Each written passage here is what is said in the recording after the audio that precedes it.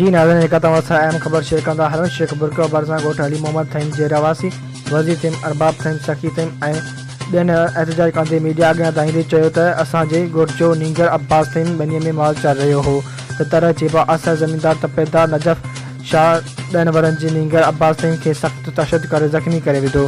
वधीक असां सां टेलीफोन लाइन ते मौजूदु आहे सजाद थईम। जी सजाद, छा तफ़सील आहिनि? भरिसां ॻोठ अली मोहम्मद थईम में ॿनी में माल चारण तां तपेदार हथां तशद जो निशानो बणाए ज़ख़्मी कयल नींगर सां इंसाफ़ न थियो। वारसनि जो एहतजाज।